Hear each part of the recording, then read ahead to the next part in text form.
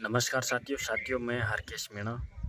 साथियों आज rate level 1 में चर्चा करूंगा कि अगर पर्सन चेंज होता है तो किस किस पर फर्क पड़ेगा और किसके पक्ष में फैसला जाएगा, उस पर मैं चर्चा करूंगा। साथियों पहले तो मैं उस पर चर्चा कर लेता हूं कि पर्सन चेंज होगा तो प्रभाव किस पर पड़ेगा। साथियों अगर यथा स्थिति फाइनल सुनवाई तक बना रहता है तो फर्क सभी के पड़ेगा, फैसला सभी के पक्ष में जाएगा। मैं पहले भी कई दिनों से कहता आ रहा हूँ और भविष्य में भी कहता रहूँगा कि अगर यथा स्थिति फाइनल सुनवाई तक बना रहता है तो फैसला सभी के पक्ष में आएगा, सभी का रिवाइज रिजल्ट जारी होगा 100%।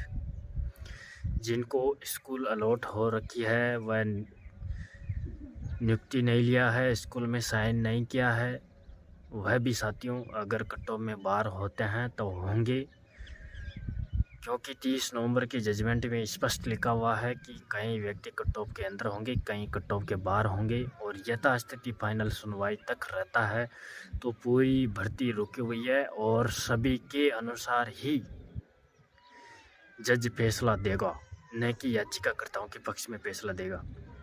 साथियों याचिकाकर्ताओं के पक्ष में फैसला तब जाता है जब भर्ती प्रक्रिया कंप्लीट हो जाती है, तब फिर याचिकाकर्ताओं के पक्ष में फैसला जाता है। लेकिन आप सभी साथियों को मालूम होगा कि अभी पूरी भर्ती प्रक्रिया रुकी हुई है, अभी मूल पद हैं, मूल पदों पर सिर्फ याचिकाकर्ताओं को ही मौका नहीं दिया जाएगा।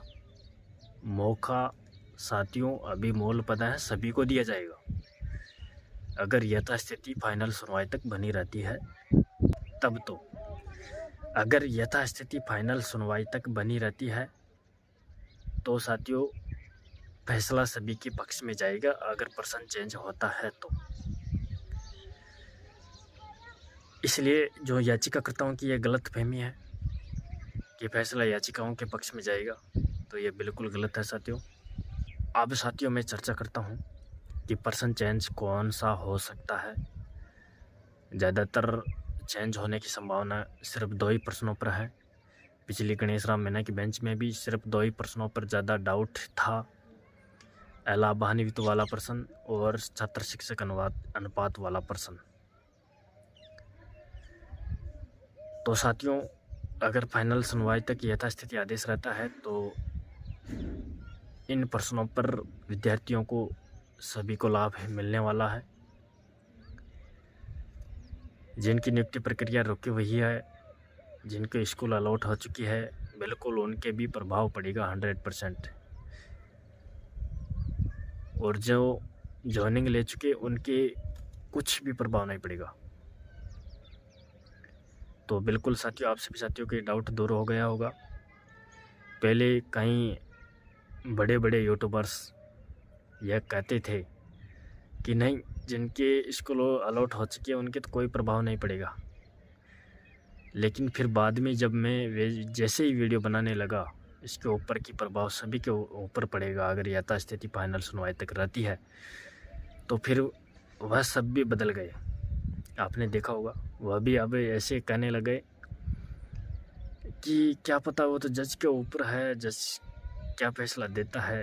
लेकिन मैं आपको साथियों फिर कह रहा हूँ बार बार कि अगर यथा स्थिति आदेश फाइनल सुनवाई तक रहता है ना तो प्रभाव सभी के पड़ेगा, 100% पड़ेगा। जिनको स्कूल अलॉट हो रखी है ना वह खुश हो रहे हैं ना, बिल्कुल भी खुश होने की आवश्यकता नहीं है। अगर फाइनल सुनवाई तक यथास्थिति आदेश रहेगा तो 100% पर्सन चेंज सभी के होगा। अगर पर्सन चेंज होगा तो याचिकाकर्ताओं के पक्ष में फैसला किसी भी हालत में नहीं जाएगा।